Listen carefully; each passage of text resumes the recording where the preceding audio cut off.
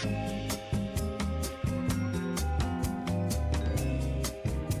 i Colau, passin per caixa 3, sisplau.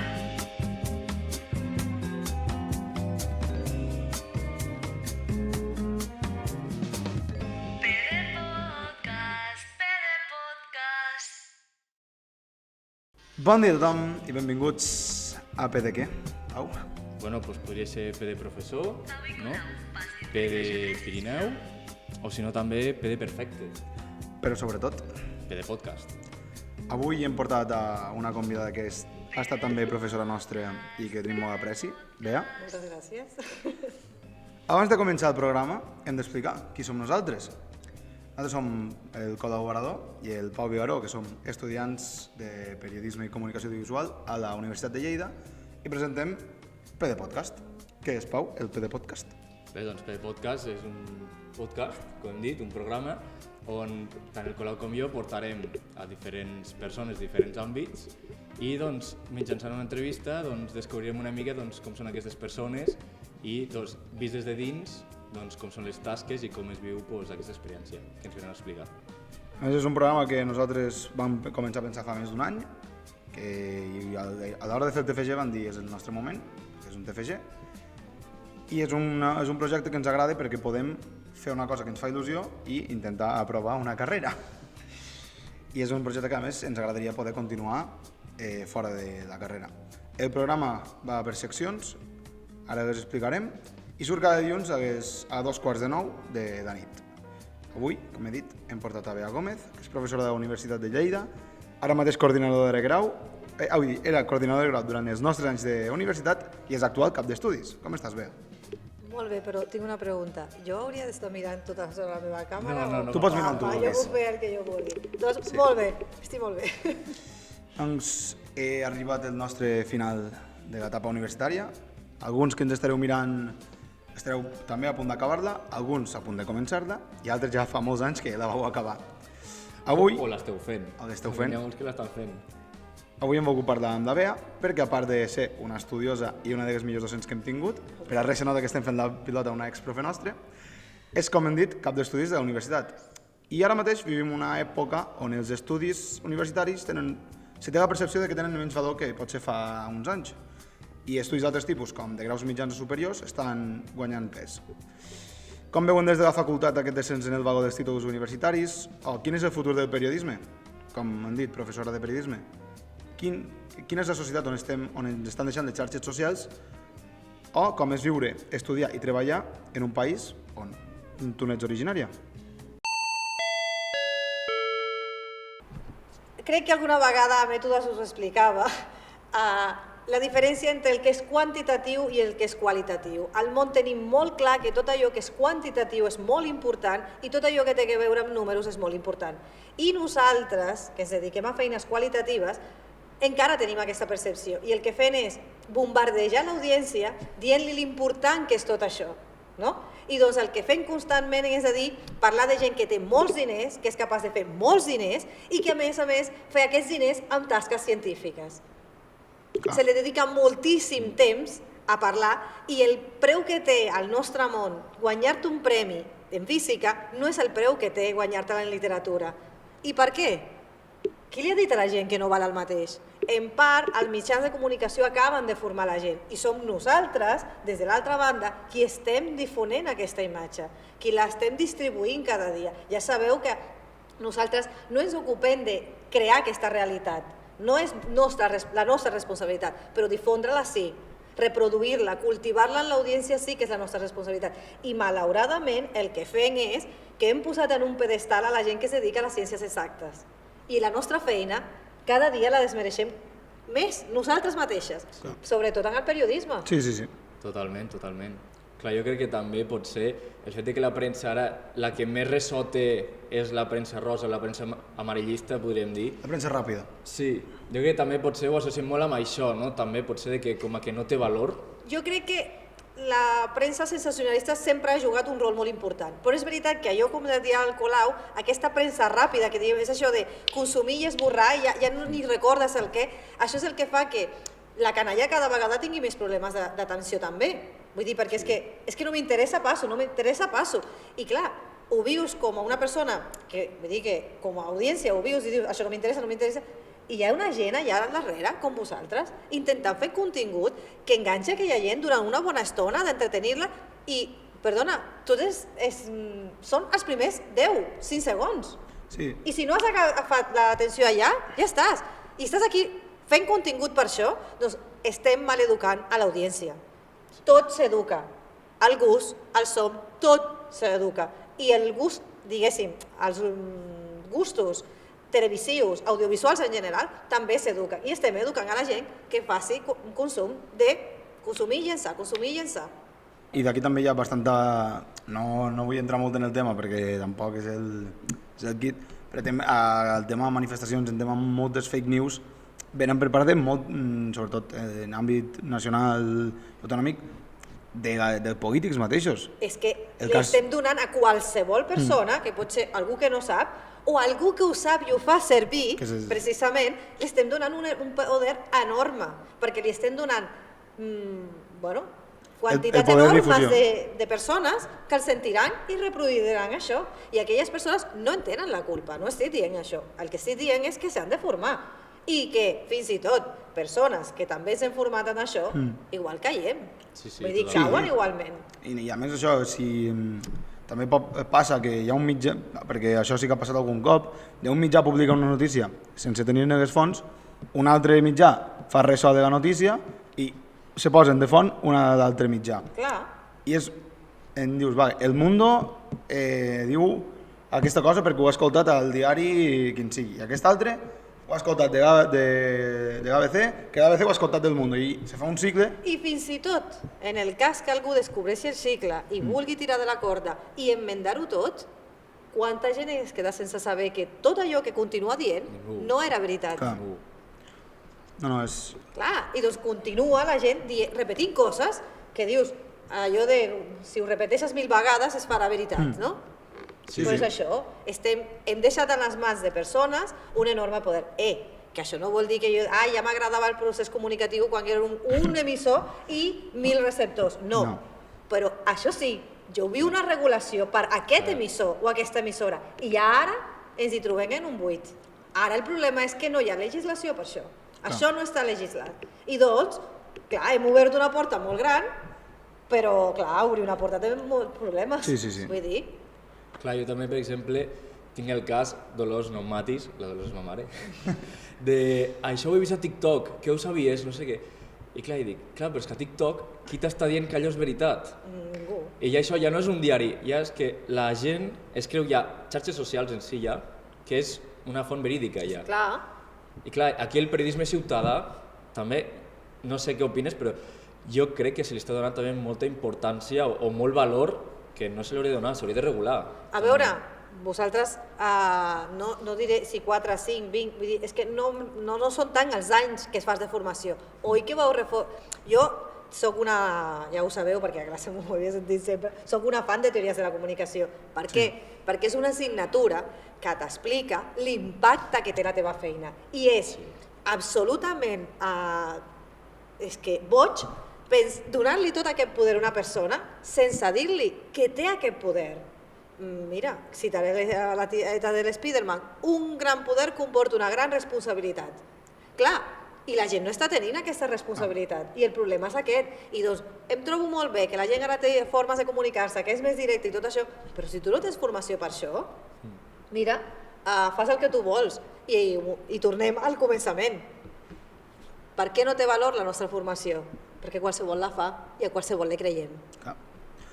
Ara que, aprofitant, recollir una mica un altre cop, centrar l'entrevista, anem a parlar de la vessant teva acadèmica, que ara fa poc has viscut unes agressions, dues, de fet, ara les teves, i la revalidació de l'actual rector, que ara en un moment hi arribarem, però per saber-ho, tu com has arribat aquí? D'on surt la teva vocació per la docència?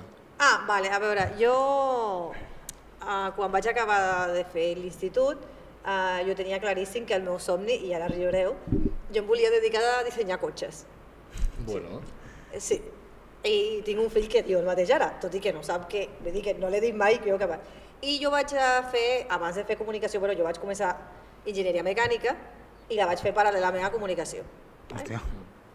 I a enginyeria vaig descobrir que ni els enginyers són tan guais com us penseu, ni a part tant, no? I fer comunicació em vaig enamorar de la figura d'un... No perquè sigui un home, era una qüestió acadèmica, no sexual, de l'Umberto Eco, que crec que una vegada és un teòric de la comunicació molt important, i vaig pensar, jo vull ser això, jo em vull dedicar a fer recerca sobre com funciona la comunicació, què passa per la gent, per què la Dolors ho té tan clar que això ha passat, jo vull entendre això. I com s'arriba a això? Doncs dedicant a la recerca i a la docència alhora, no?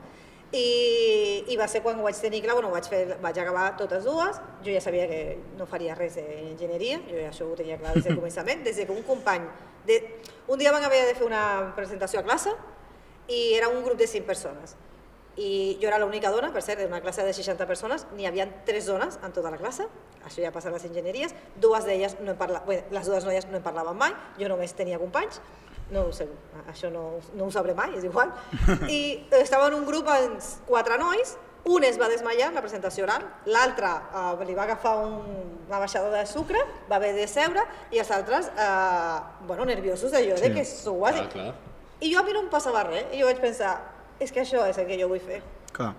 És que jo no tinc cap problema en parlar en públic, vull dir que em fer una presentació, a mi m'agrada això. I va ser quan vaig començar una altra titulació i vaig fer l'altra i no sé què. I jo ja quan vaig acabar, jo ja sabia que no em dedicaria a això i que jo ja faria una altra cosa. I de fet em tenia clar que el que volia fer un doctorat, perquè jo em volia dedicar a la recerca.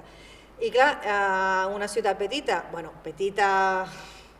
Lleida és petita, sí. No, però dic que una ciutat, la meva, és molt més gran que Lleida, però en realitat no té les prestacions que té Lleida, perquè Europa és Europa, encara que ho sentiu més o menys Europa, no té res a veure. Jo vaig néixer al Carib i és una ciutat d'1 milió d'habitants i pujant.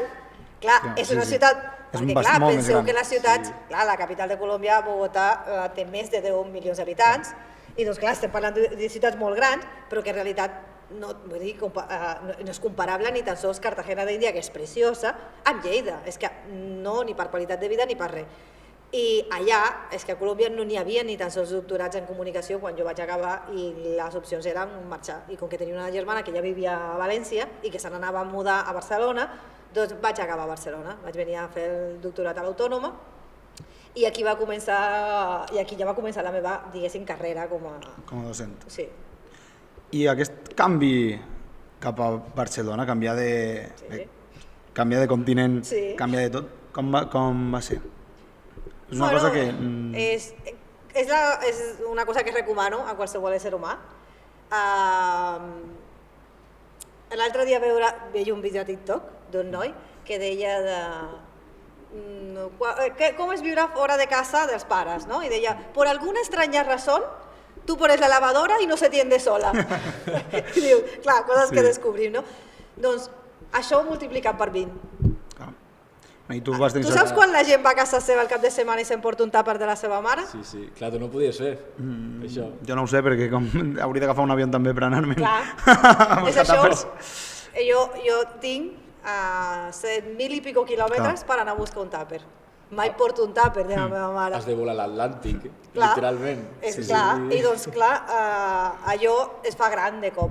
Un dia et fas gran. De cop, però toca fer-te de cop, I encara tenies sort perquè m'has dit que tenies una germana allí. Sí, jo vaig tenir molta sort, jo estava molt acompanyada, i, clar, això facilita molt, però és dur, és un cop dur, perquè tu veus els teus companys, jo recordo arribar a l'Autònoma i veure els meus companys i dir, però vull dir, vosaltres no heu de fer cap sacrifici per això, per mi això significa un somni, per vosaltres és, vau pensar un dia, i si faig un doctorat? Sí. Perquè, compte, vaig estar un any demanant permisos per poder venir a viure aquí. Perquè sent colombiana no et deixaven venir. Havies de demostrar... Sí. Que venies a fer... I després del doctorat, què vas fer? Doncs bé, jo vaig a començar a fer el doctorat, enmig del doctorat, un doctorat més o menys ho pots fer en 4 o 5 anys, jo vaig trigar una mica més, 6, perquè pel mig vaig tenir una baixa d'un any perquè vaig tenir una criatura, i això es va allargar una mica més. I doncs quan vaig acabar, jo ja col·laborava en un grup de recerca de l'Autònoma i vaig continuar col·laborant amb ells perquè amb la recerca el que es tracta és de fer feina i publicar articles i participar en projectes de recerca, i alhora vaig començar a fer classes en una universitat privada de Barcelona, a un grau de comunicació també. De fet, feia teories de la comunicació durant les assignatures que feia, també feia assignatures de tele perquè sempre ha estat el meu, no?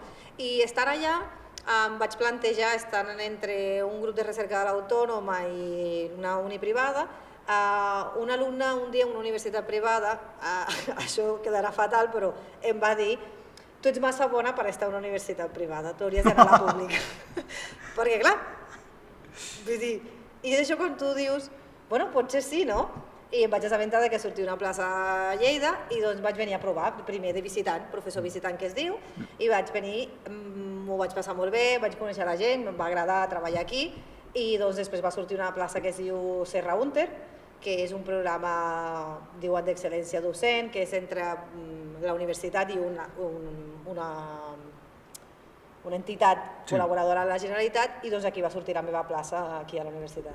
I ja fins ara que ets... I ara, en principi, jo la carrera acadèmica és molt llarga, però vas fent acreditacions i sí, vull dir que vas fent camí per cada vegada tenir més mèrits i més trams i més coses d'aquestes, però... I ara, parlant d'ara mateix, el teu present, en quin moment, com arribar a dir vull ser coordinador de grau i després dir no vull més que ser coordinador de grau? A veure, això de ser coordinadora de grau va ser una mica que em va caure de sobre, perquè quan vaig arribar professorats a temps complet, vull dir, aquests profes que hi som sempre, vull dir que només ens dediquem a això, aquí al grau i som uns quants només, i doncs ens havien de repartir la feina. Jo era la nova, la que encara no havia fet feina, i tothom ja estava desgastat fent de director de departament, de no sé què tal, i al final això de, bueno, ara et toca a tu, no? I vaig dir, bueno, serà un repte, a veure què passa. I quan va arribar la pandèmia vaig descobrir, bueno, vaig pensar, mira, ho faig prou bé, perquè la pandèmia va ser allò que era o saltaves i deies no puc amb aquesta feina o puc continuar fent. Això va ser, diguéssim, el moment de dir sí, deu ser que la feina la faig més o menys bé, no?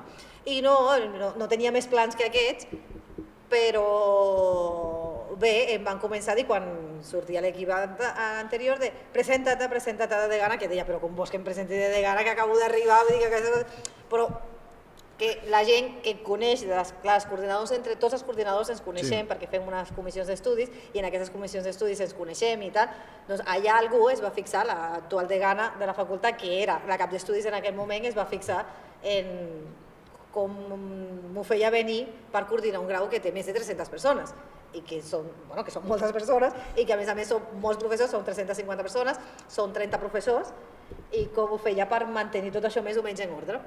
I el punt definitiu va ser que l'any passat, vosaltres ja ho sabeu, el vostre grau es va acreditar per l'ACU, no van tenir cap problema, que és un procés de qualitat que demostra que el grau es fa com s'hauria de fer, que us estem formant com us hauríem de formar, i doncs aquest va ser el moment clau de dir, ostres, sí que faig prou bé la feina, algú em va oferir, voldries venir al meu equip a fer, jo me'n presentaré a veure si quedem, vols venir al meu equip a fer de cap d'estudis, i veient les notes, vull dir que es van felicitar amb l'acreditació, vaig pensar, bueno, per què no? I doncs mira, va haver-hi unes eleccions, ens van votar i aquí soc. Bon recorregut. Sí. Ara, centrant-nos en nosaltres dos, que som estudiants, i també voldré saber la teva opinió, hem sortit al carrer, més concretament al claustre de la universitat, a preguntar a altres alumnes què n'opinen del nostre estimat rectorat. Em dic Maria Alzina. Jo em dic Sioban Carrasco, tinc 20 anys. Jo sóc l'Antònia Catrinoi, tinc 19 anys i, com les meves companyes, estudio el doble grau de Llengües Aplicades, Traducció i Filologia Hispànica. I què en millorarien? Personalment, com a experiència del doble que estic fent, considero que els horaris, una mica de les dues titulacions, són una dificultat i no s'acaben de congeniar bé, potser. Jo, en general, bé, és una uni propera, el lloc estava molt bé, la biblioteca està molt bé també, és un bon lloc per estar-hi, sí, s'està bé. Això que han dit les meves companyes més que res en el nostre cas, dels horaris, que no és el que ens toca de més a prop, els horaris més que res. Vale, hola, soc la Xènia Alemanya, estic estudiant estudis anglesos al rectorat i actualment tinc 18 anys. Me dic Laia Torremorell, tinc 20 anys, estic fent primer d'anglès i traducció. Quina valoració en fan? Sincerament, una mica negativa, perquè respecte, és més tema professors, que poden, no sé si sóc jo, però crec que comparteixo opinió amb més companys meus, que no han enfocat les assignatures com s'esperava i que el tracte dels professors no és el que ens esperàvem molta gent. O sigui, sí que és veritat que hi ha un ambient com molt familiar i que hagin obert el bar ara és molt guai, però sí que es nota molt que hi ha una diferència que totes les festes i tot el que es fa sempre és a cap pont i aquí el rectorat ens tenen marginats. Em dic Max Capdevila, tinc 20 anys, estudio periodisme i comunicació audiovisual a la Universitat de Lleida, del tercer curs ja. Jo em dic Rubén, tinc 22 anys i també estic a tercer de comunicació i periodisme audiovisual. Sí, també fa 3 anys que estic a la uni. I què en millorarien? Sí, trobo que podria ser una carrera molt top i amb moltes pràctiques i molt bon rotllo i hi ha professors que no donen la talla. Jo canviaria algunes assignatures. Crec que fem algunes assignatures que per lo que és comunicació audiovisual i periodisme no tenen res a veure amb la carrera ni amb el que nosaltres realment volem fer. Jo, primer de tot, agrair-vos que expliqueu aquestes coses perquè és molt més fàcil que la gent us expliqui a vosaltres que no passa a nosaltres. Vull dir, si jo m'anés al bar no em dirien res, em diria, aquesta senyora per què em pregunta aquestes coses, segurament. Et dirien, tot molt bé, tot molt bé. Sí, correcte. Clar, no fos cas. I us convidaria a aquelles persones, si es senten o si li podeu dir, que això ho feu constant a algun lloc. Hi ha un espai a totes les titulacions que es diu bústia de suggeriments, reclamacions, no sé què, que la teniu en un costat de tot a les pàgines web de cadascun dels graus, i deixeu allà, i si és una qüestió, o si bé, aneu directament a la vostra coordinació a explicar, vull dir, aquestes coses més puntuals, em puntuen per la nota, aquella assignatura no li veig el que fan aquí a la titulació, que ho digueu, perquè jo la sensació que vaig tenir com a coordinadora era que al final, cada començament de curs, anava a entrevistar gent, recordo haver entrevistat companyes vostres i haver-les de dir, bueno, agafaré aquestes noies perquè, mira, m'ha semblat que, perquè li venia bé en l'horari o el que sigui, i portar-les al despatx i dir-los, de veritat, intenteu dir-me, pel tema dels horaris, per tot això dieu-me, perquè si no m'ho dieu, com creieu que jo m'imagino que us passa aquestes coses? I hi ha coses que podem solucionar i altres coses que no podrem solucionar, però que si us les explico entendreu per què són d'aquestes maneres. Per exemple, les dobles titulació costa molt fer quadrar els horaris de dues titulacions. I doncs si t'explico el que comporta això i de veritat tota la feina que hi ha al darrere, una persona meravellosa de la facultat que es diu Toni López, que se dedica molt a fer horaris i s'ho fa venir, no sé, té un cap fantàstic, és un Tetris, però ho fa tan bé com pot, perquè és difícil. I doncs, si ho dius i t'ho puc explicar, segur que totes dues trobem un punt intermig o podem solucionar-ho i com a mínim, si no t'ho puc solucionar, podràs entendre la complexitat que té això i la raó per la que no ho puc fer. Per exemple, això de les festes no ho sabia, però és veritat que no coincideix que els calendaris de totes les facultats no comencen classe a l'hora, no tenim els exàmens, no totes. I això entenc que per les festes és una cosa important. I també, potser, per exemple, aquí a la Facultat de Lletres, el rectorat, tenim menys activitats extra fora de les classes, que fem els horaris de classe i quan acabe, potser fem la setmana de comunicació o fem la setmana de les lletres, que estan molt bé, però no fem una activitat de tot el rectorat. Així com, per exemple, a Cap Bon es fan festes d'universitat i aquestes coses, o a agrònoms es fan festes d'agrònoms. Sí. Jo entenc la queixa, però també... No, però és veritat, no ho havia pensat mai. És veritat que en els altres centres la gent, clar, no és que tingui una festa de grau o una celebració de grau, tenen una festa de facultat i això és una cosa que podríem fer. Doncs... Que bueno, jo em graduaré, però si se fa festa de la facultat... No, jo de fet sabeu que, ho dic perquè a Mètodes una vegada em vau demanar anar a festa i us ho vaig deixar i sempre dic, hi ha 4 agrocarnavals, és que es diu? Bueno, sí, lo que sí. No, però dic la de carnaval, és que recordo que sempre m'agafava a començament de l'assignatura. Agrocarnaval. I jo sempre dic, és que n'hi haurà només 4, que podràs anar com a estudiant després, pots tornar, I és veritat que si són importants, jo sé que aquesta festa és important a la UDL, doncs bé-s'hi. Vull dir que jo... Sí, també és part de l'experiència universitària. Sí, que és això, i que crec que no només esteu passant per aquí, són 4 anys en les que formeu teòricament i professionalment, però també us formeu com a persones, i les festes fan part de la vida humana, vull dir que ja ho entenc, que no... Per això deia, que consti que us deixava anar-hi a festa. No sempre, perquè tenia un horari horrible, dijous i divendres a la tarda, i sempre hi ha festa, però... Però bueno, sí. Bé, però també pensant, divendres tarda pots dormir pel matí, també. No, Així d'aquesta manera, clar. però que vull dir que moltes vegades la festa comença des de la tarda i doncs això era complicat i per això dic que jo, bueno, aquest curs és que no sé quantes vegades m'han demanat festa i dic, home, que ja us ho dono sí, és que si no faig classes, que si no no avancem temari. Doncs Pau, si vols comentar alguna cosa més. No, jo per mi ja estaria de l'entrevista, ja tot el que et volia preguntar ja t'ho he preguntat. Doncs passem a les notícies. Comencem amb una notícia que afecta directament a la Universitat de Lleida, i és que el govern, que va anunciar 65 milions d'euros en 3 anys per reduir el percentatge de professors associats a les universitats, a Lleida els professors associats són actualment d'un 61% del total, una cosa que ja de per si és bastant sorprenent, i que aquest pla, per fer fixos a docents associats, afectarà 15 professors de 766 a la Universitat de Lleida. Això, bueno, suposo que en tenies constància de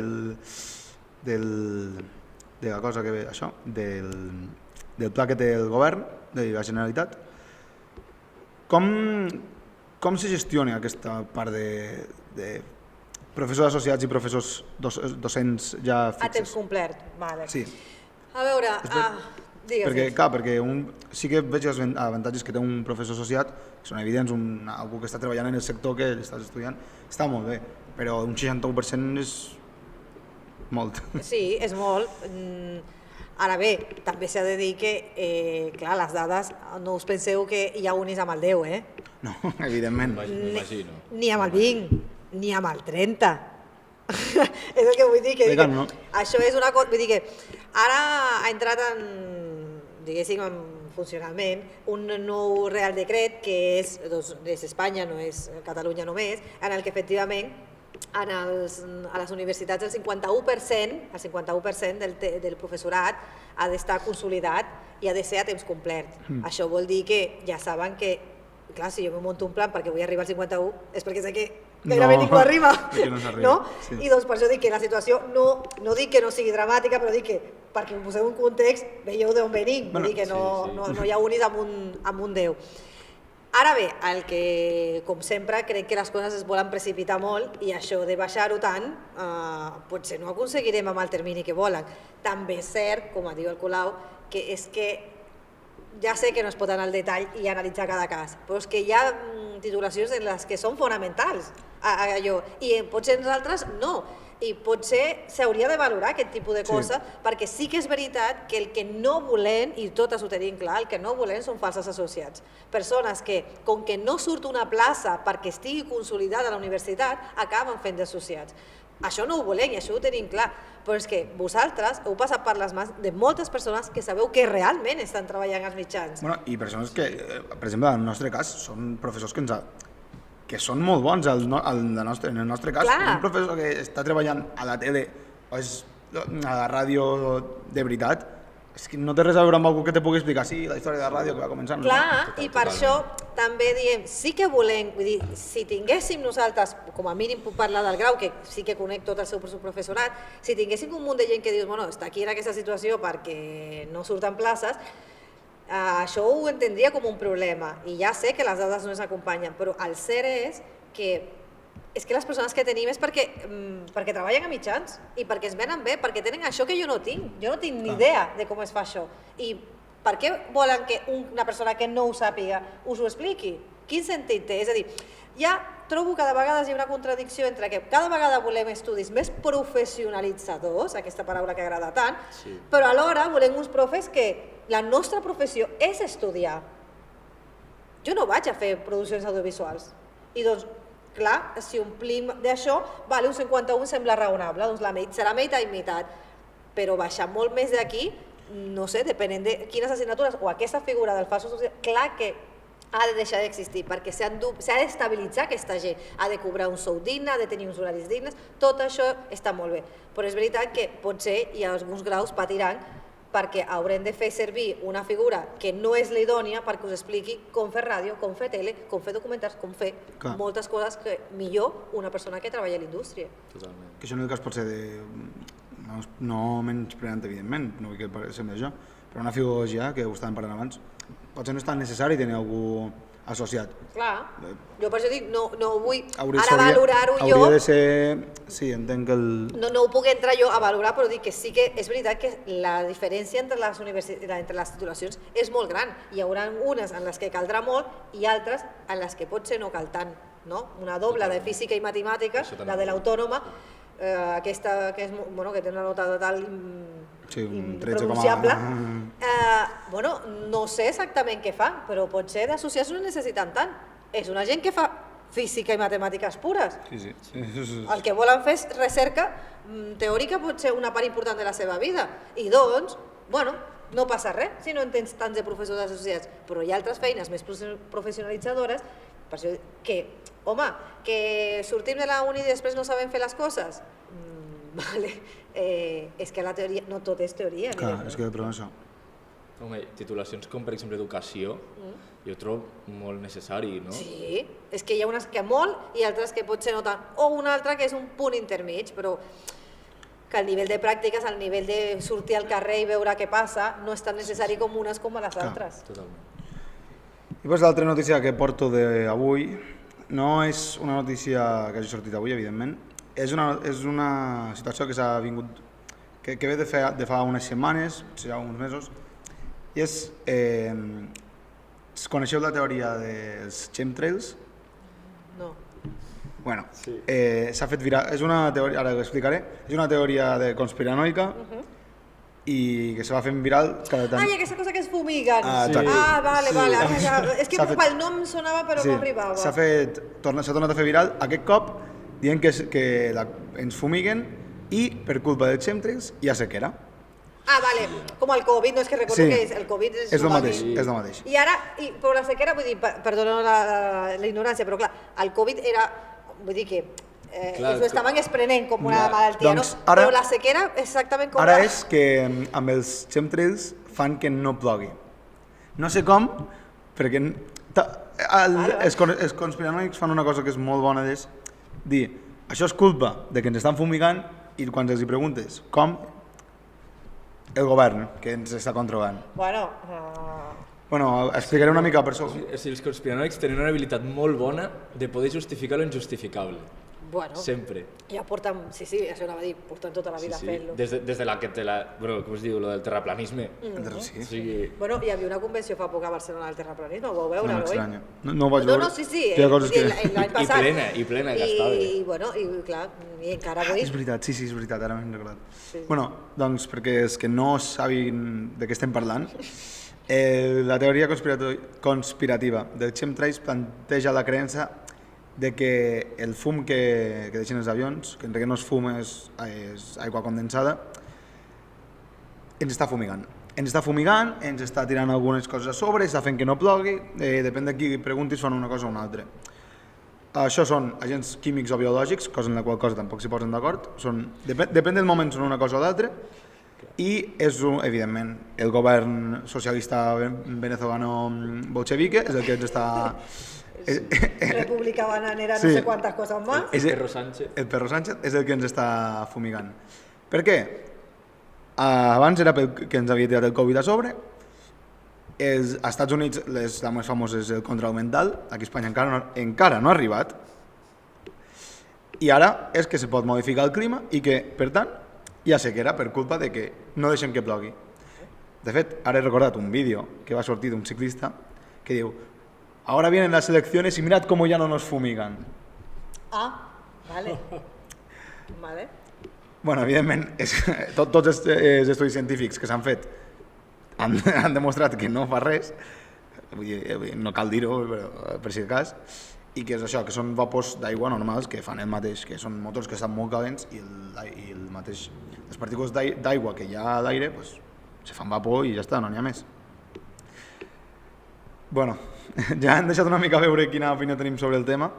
Vosaltres heu conegut algú que sigui així, potser no del chemtrails, però que sigui uns conspiranoic, que diguis que el govern, els reptilianos, el que sigui? Sí. I com han estat les converses? Bueno, jo el que us volia fer la reflexió de... no ho heu de dir, només ho heu de pensar. Quins són els partits a Espanya que neguen el canvi climàtic? No. Sí.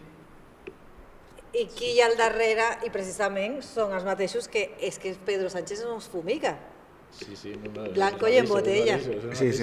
Per desgràcia és veritat Clar, és no voler acceptar una realitat científica i te la canvio per una teoria conspiratòria. Sí. Més, també, parlant de conspiracions, recordo una que a mi m'encanta mirar coses d'aquestes. I un terraplanista que li feien una entrevista i deien com funciona el Sol i la Lluna? Bueno, perquè són focus que donen voltes. Ah, un moment, deia que era com un plató. Sí, eren dos focus que donaven voltes i que il·luminaven segons on a més de terraplanista era un plató. I li van dir, i les estrelles, i l'única solució que va donar viable és que ho havia fet un mag. Ah, vale. Jo a partir d'aquí vaig dir, bueno, crec... O sigui, per persones com aquesta, que en molta part relaciona molt amb les fake news que parlàvem abans, la gent és crèdua, veu una cosa que crida l'atenció i s'ho creuen. Sense qüestionar-ho, perquè jo crec que si... Quin filtre passa aquesta gent? Cap. Jo crec que cap.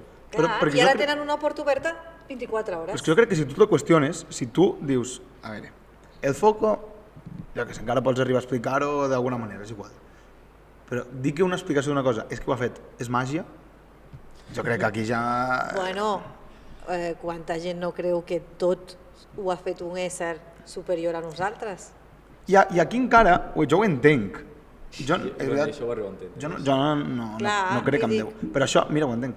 Però dir que un senyor mago va fer que les estrelles estiguessin on estan, jo... Fins aquí avui les notícies. N'he hagut de treure una per fer la presentació del canal. Normalment seran 3 notícies. Així que, Pau. Però bueno, pues curioso cuanto menos el que has dit això de les conspiranoiques, però bueno, per curiositat la que portem ara al programa.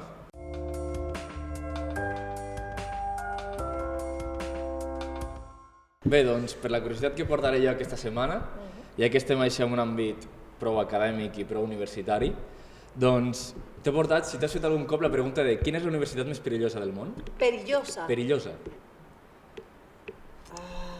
No sé, ho sento, però em diran poc patriòtica o el que sigui, però suposo que una universitat, no sé, a Bogotà deu ser perillós, vull dir, hi ha moltes de pijos i tal, però hi ha molts jocs perillosos, o no sé,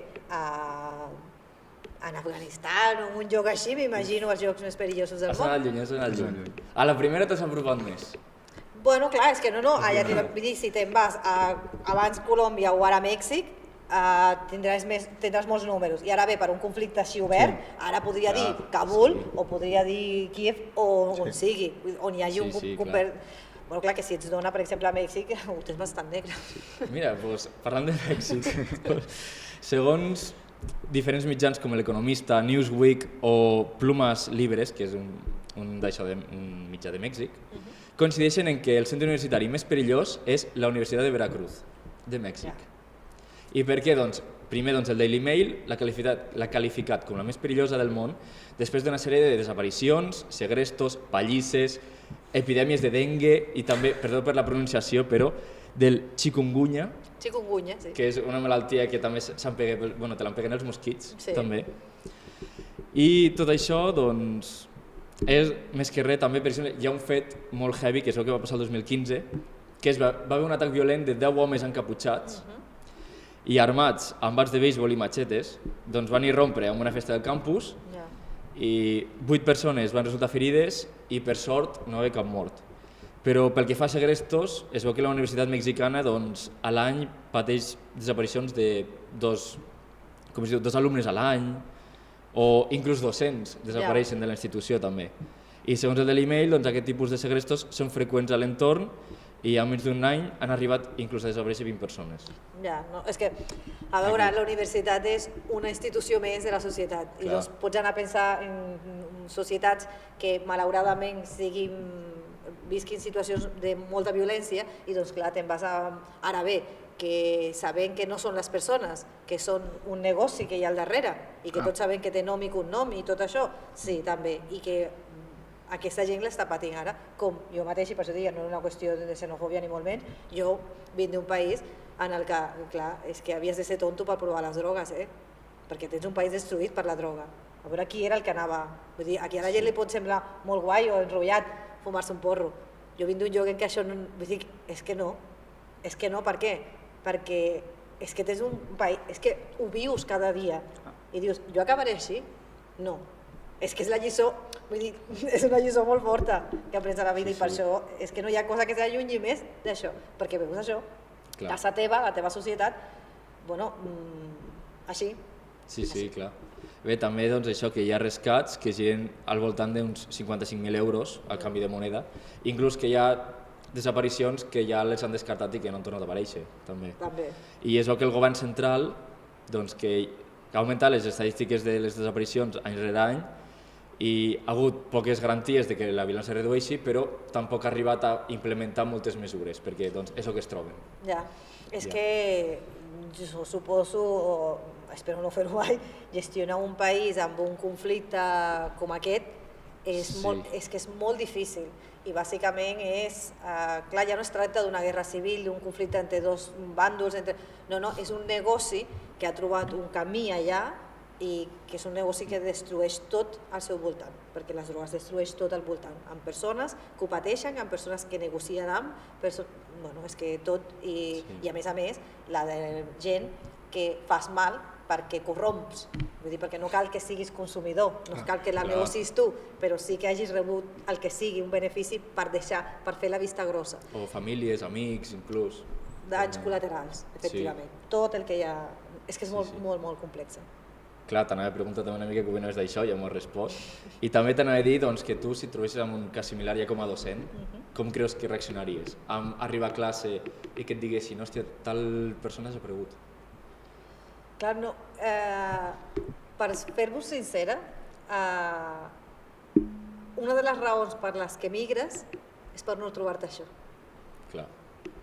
Una de les raons que, vull dir, que jo recordo una veí, per un amic de la meva germana gran, li arriba un dia plorant a casa i em dic, ha segrestat el meu pare, el van tenir mesos segrestat la guerrilla i haver de pagar un rescat i tot, i clar, tu també, vull dir, què em compensa a mi haver deixat tot a 100.000 quilòmetres d'aquí? Sí, seguretat, tens tot. I que encara que moltes dones aquí i homes us sembli que no és prou segur, no sabeu ho protegiu que esteu. No, jo a vegades també ho penso molt, no? També això, amics que venen de fora, també que han immigrat i tal, que em diuen que no sabeu les gràcies que heu de donar per estar aquí. No teniu ni idea del privilegi que teniu. És veritat. No, és que... Sí. És algo que fins que no t'ho viviu diuen... en el privilegi i doneu per descomptat el privilegi. I jo també, el meu. Jo també, allà el meu, perquè sempre hi ha persones que estan molt pitjor que tu, però el donem per descomptat allò. I dius, no l'haurien de donar per descomptat. Això no vol dir que no lluitem per més, però que hem de tenir clar que hi ha uns privilegis, això sí que, i que vivim molt més bé del que viu la majoria del planeta, perquè vivim al primer món, encara que no us ho sembli, vivim al primer món. Home, Espanya, jo segueixo pensant que per mi que a cap lloc pots estar com Espanya. Tindrem l'economia, tindrem els problemes que tindrem, però jo crec que com a Espanya, a nivell de qualitat de vida, a nivell de geografia... Es viu molt més bé que a molts llocs del món, això segur. I això sempre sento molts companys meus, inclús, de dir jo m'agradaria no viure al nord perquè cobres més, tens millor qualitat de vida. Dic, sí, però allà estaràs, a l'estiu estaràs a 8 graus, saps? O menys...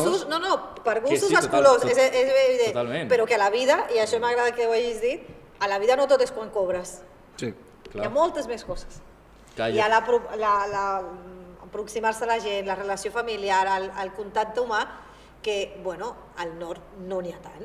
Exacte, sí. Exemple. I qui està acostumat, i qui, si no ho trobes a faltar, no ho trobes a faltar, però sent llatí, a veure què vols que et digui, es troba a faltar, hi ha gent per tot, però... Clar, ja és com les teves costums, la teva cultura ja és propera, clar, quan vas a un lloc així, el xoc cultural també es nota, molt també. Per això dic, bueno, qualitat de vida són moltes coses. Jo penso igual, jo també prefereixo estar aquí, que si vull anar a la muntanya puc anar als Pirineus també, i passaré fred. També s'ha de dir que viviu, a més, dels jocs que n'hi ha, viviu un lloc privilegiat, jo sempre ho dic, aquí te'n vas a esquiar i després te'n vas a banyar. Totalment. I estàs el mateix dia. Sí, estàs a 2 hores de cada un, pràcticament. Totalment. Pues sí. Bueno, pues merci per haver-te obert i haver-nos explicat això. I bueno, ja que ens estem obrint i t'estem coneixent més properament, doncs anem a aprofitar i anem a preguntar-te més per tu utilitzant doncs, les P de preguntes.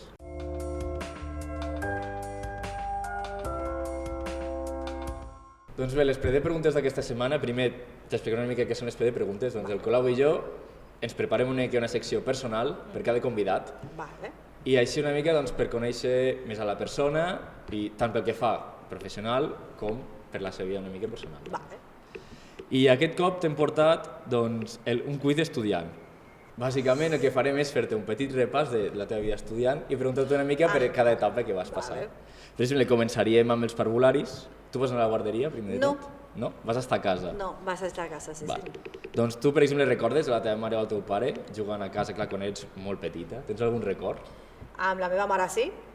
Jo, ja us havia dit, del Carib, vivíem al davant del mar, amb una construcció, com la majoria, il·legals, a sobre de la sorra. Però clar, això és un privilegi, perquè jo sortia de casa meva i tocava sorra. Vull dir, per una banda tenia un carrer, el carrer principal, però per l'altra, vull dir, la sortida al darrere de l'edifici sorties directament al mar, era com els hotels privats aquests. Vull dir que tot era il·legal, ja us podeu imaginar. És molt bonic, però insisteixo, és il·legal. Com tots els hotels aquests. Exacte. I doncs, obrien al darrere, jo recordo, de fer amiguets diferents. Bueno, al costat teníem un hotel d'aquests, a més, de conèixer cada tarda nens de qualsevol lloc del món, perquè és una ciutat molt turística, viu bàsicament del turisme, i recordo a la meva mare jugar amb voleibol amb gent de països molt diversos, fent-se entendre, jugant amb vòlei playa, la meva mare, que només parla caribeny, fent-se entendre, no parla cap altre idioma, fer-se entendre, i ho aconseguia. I cada tarda anaven a la platja amb les meves dues germanes, anàvem les tres, fèiem amigues i veiem a la meva mare jugant, per exemple, amb nosaltres, però la recordo jugant al vòlei amb estrangers. El meu pare treballant, això sí. Clar, el caribeny és molt diferent. No, vull dir que és el que jo dic, que quan jo començo a parlar ràpid a casa meva, el meu home diu, bueno, para.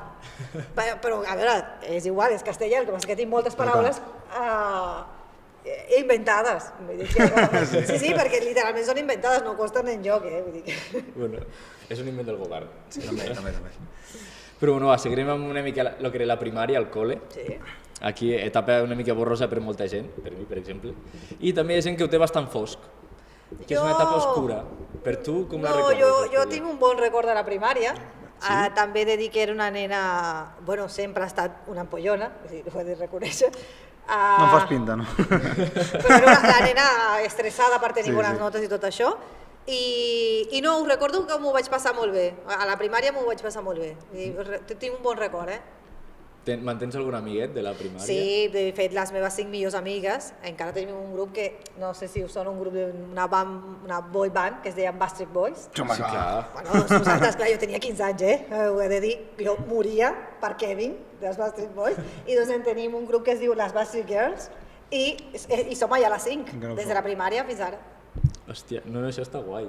Sí. Perquè jo, per exemple, en el meu cas, conservo un amic de la primària, dos. No, nosaltres després vam passar totes juntes a secundària i encara no tenim. El meu grup d'amics també és així. Aquí ja seria una mica l'escola media, que aquí seria una mica com el baig, més o menys. Que aquí seria, com descriuries passar aquesta etapa? També que seria entre la secundària i la uni? Sí, a veure, per un col·legi de monges, jo soc una persona crec que normal, però per un col·legi de monges era una mena de James Dean, de Rebelde sin causa, i doncs em van fer fora a l'acabar el primer de batxillerat i em van dir que no podia tornar. Va anar el meu pare, que, bueno, clar, em va dir de tota casa, menys bonica, i em van portar i ens va convèncer les monges i vaig haver de fer. De fet, el convenciment venia perquè pujava la nota de l'escola, bàsicament, ja està, perquè no hi havia acabat, perquè no m'aguantaven. I doncs aquest sí que va ser un moment dur perquè era això que diu, ostres, em vaig fer fora, no? I sí que és veritat que encara que la meva mare no em sentirà i encara si em sent no m'entendrà, l'he d'agrair que em va acompanyar molt, cosa que no va fer el meu pare, però, bueno. Aquí, bueno, cada família és un món, diem, no? Però bueno, ara aquí, també en aquesta època, és quan també se comença a sortir de festa, diguem, no? Sí. Clar, jo no sé si vas començar a sortir abans o després, tampoc. A veure, nosaltres vam començar a sortir bastant aviat. Bueno, clar, es feien festes, allà a Latinoamèrica hi ha aquesta tradició de fer 15 anyeros, aquestes festes, i doncs clar, des que tens 15 anys comença a anar gairebé que una festa cada cap de setmana. El que passa és que és una cosa més casolana i més... Doncs mira que jo tinc dues germanes grans, tinc una germana gran, és la meva germana gran, me l'estimo molt, però és que tinc una germana del mig que és la meva ànima bessona, és l'ésser, després del meu fill, potser més estimat del món, i porta 3 anys, ella podia anar a les discoteques i jo no, però a Colòmbia les lleis sobre entrar a les discoteques són més laxes, i doncs jo podia entrar amb les seves amigues allà on fos. I jo vaig conèixer sense entrar, vull dir, mira, és que mai he fumat tabac, ni tan sols, perquè us feu una idea, vaig entrar i per això faig cometes, però pel que no em vegi al món de la nit, i vaig poder anar a discoteques i passar-m'ho bé des de molt aviat, tot des d'una forma molt, molt sana, això sí, perquè ja us havia explicat abans, a Colòmbia ja portes molt... S'entén, o sigui, s'entén. És un cas que s'entén. I clar, també estan en un col·legi de monges, també. Clar, això de sortir de festa com... Bueno, era també, a vegades no volies, però feies gairebé com a revenja de la monja. Sí, perquè portaven, jo recordo, d'una monja dir, si abortáis, convertís vuestro vientre en un cementerio. Que és molt dur. És una frase molt dura. Molt dura. I penseu que coses com aquestes sentíem constantment. I doncs, de vegades ho fas només per dir, jo faig el que jo vull, perquè és el meu cos, perquè és la meva vida, i a vegades ho feies simplement per dir, des que sigui sa, dir, jo surto a ballar i ballo i m'ho passo bé i no passa res. I és sa el que estic fent, perquè ballar, mira, és fer exercici, no? I t'ho passes bé, i en part sí que hi havia moments que eren gairebé per revenja, per dir, perquè jo lo valgo. Ben fet, jo també ho faria, sincerament. Però bé, ara ja passaríem a lo que és la uni. Aquí ja etapa doncs, ens trobem nosaltres i molta més gent que ens està escoltant, suposo. Què tal va ser la teva etapa universitària? Va ser rebelde? No, mira, aquí ja jo vaig trobar, jo crec que aquí vaig trobar el meu camí. A casa meva no ho van entendre, però em van deixar fer, això sí que s'ha de dir. No van entendre que estudiessis? Comunicació. Quan vaig dir que anava a comunicació, no, perquè jo ho valia molt per anar a fer comunicació. No, la frase era aquesta. Sí. I doncs això va ser, però m'ho passava molt bé. A la carrera m'ho vaig passar molt bé, m'agrada moltíssim, i em vaig fer molt bones amigues a la uni, igual continuava conservant les meves amigues, que més o menys totes estaven a la mateixa ciutat, i m'ho vaig passar molt bé. I a més, vaig deixar de sortir amb un noi d'enginyeria, que era un rotllazo, vull dir que ara ho penso i dic, ai, com seria con ese hombre, por Dios, a sortir amb un noi amb el que encara tinc relació, és amb el nòvio amb el que em vaig venir a Barcelona, i ara està casat amb un altre, vull dir que aquí ho van deixar córrer i tal, però de molt bon rotllo, i encara cada any ens truquem pels aniversaris, i clar, amb ell, recordo aquella etapa molt bé perquè tenia molt bones amigues i perquè tenia un nòvio que m'agradava molt. Vull dir que era molt guai, vull dir que m'ho vaig passar molt bé a la uni. Doncs això millor. També alguna anècdota de la uni que poguessis contar? Una anècdota de la uni... Bueno, que tenia una companya de la uni molt tonta, fumava molt. Ens passa. Sí, però molt, ja ho entendreu, que un dia, fumava molt, i a mi em molesta molt que la gent fumi, vull dir, hi ha un lloc t'era tancat, perquè és que si és obert, ja se n'anirà, busques el corrent, no sé. No, i tu li dius, que molesta i tal. I un dia vaig aconseguir que deixés de fumar dient-li, mira el que passa si agafes una cigarreta i comences a fer forats amb un got de plàstic. Un got de plàstic. Clar que saps que quedarà una boleta, no? Sí. Doncs ella estava al·lucinada veient com jo feia boletes per tot el got. Sí. Fins que es va acabar la cigarreta. Tu quins consells donaries a aquests xavals que no saben què fer? Jo, si no saps què fer, no te'n vagis a fer un màster perquè no saps què fer, Això és el primer que li diria a algú. Jo vaig anar a fer el màster, però ja sabia que era la prèvia del doctorat, perquè ho tenia claríssim, perquè jo volia fer carrera acadèmica. Però si no ho saps, vés a buscar-te una feina en un súper, si cal. Vés a fer altra cosa i prova què vols primer, perquè són molts calés per una cosa que potser no és el que tu volies. I doncs no és cap obligació fer el màster. Vull dir, no és obligació. Jo m'ho vaig passar molt bé, però insisteixo, clar, és que jo tenia clar. I a més vaig tenir la sort de que un dia en una de les classes del doctorat vaig veure entrar per la porta un home superatractiu, vaig pensar que me'n porta 28 anys, vaig pensar, voldria casar-me amb aquest home i ara estic casada amb ell. Oh, Que també és molt bonic. Sí, sí.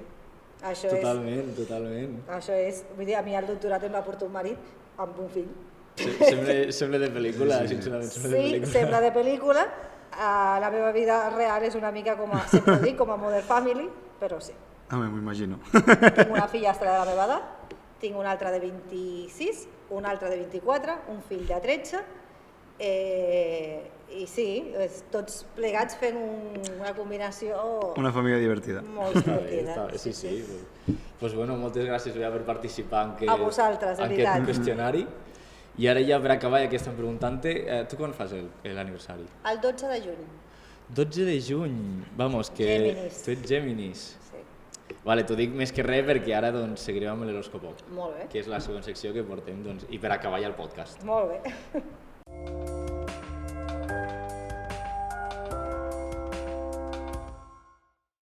Ja entrant amb l'horòscopoc, per què es diu horòscopoc, primer de tot? Bé, doncs perquè té d'horòscop el que nosaltres tenim d'idea de l'horòscop, que és bastant poc. Vale. Llavors, el que hem fet, almenys per avui, hem consultat a la nostra font de confiança, que és Horòscopo Negro, no sé si saps el que és. No. Doncs és una pàgina que fan horòscops, setmanals, mensuals, inclús anuals, Vale. i els fan de maneres curioses o divertides, fan algo diferent. Vale. Per exemple, aquest cop et porto quin tipus d'estudiant ets segons el teu horòscop. Ah, Llavors, si anem a Géminis, tu ja sabem que eres l'empollona, perquè ens has explicat, però anem a veure si de veritat te l'han acertat. Bé, Géminis, tu ets el típic que sempre castiguen per parlar massa a classe. Me dona a mi que no gaire. no. Però bé, no pots estar més de 40 minuts seguits sense mediar ni una sola paraula i això els professors no ho entenen. És possible que molts et tinguin mania i sempre l'aprenguin amb tu, fins i tot quan no has fet res. Moltes vegades estudies perquè és una obligació i perquè saps que és l'únic mitjà per aconseguir quelcom. T'agrada aprendre i cultivar la teva intel·ligència, però anar a classe per a tu és un autèntic calvari. Com a mínim, tal com està plantejada actualment l'educació. Pots a classe siguis molt rebel, però després a l'hora d'estudiar, quan et poses, treus boníssimes notes. Sobretot en les matèries que t'agraden més. Potser la gent pensa que no serveixes per estudiar, però s'equivoquen. Ets una persona amb més talent del que et penses. Doncs mira, Jo crec que això hi ha dos frases Jo crec que sí, jo crec que menys el final, jo crec que l'altre no m'han encertat gaire. no, m'agradava anar, vull dir que no, tenia tots els números per ser una pària social, però vaig tenir la sort d'anar amb unes noies encantadores. Aquesta és la veritat. Bé, millor, no? Sí. Sí, millor que... Sí. Home, aquí no fomentem el bullying. No, això mai. Farem les bromes i direm tot el que volem, però el bullying... No, això prohibit, evidentment. Però que és veritat que ja saps que a la vida el que trobaràs o què tal, i sí, vaig tenir la sort de trobar-me en un grup de noies que me les estimo molt, vull dir que amb les que tinc contacte, estem separades en l'espai, això sí, geogràficament estem molt separades, però coincidim molt, vull dir que no, això és rai.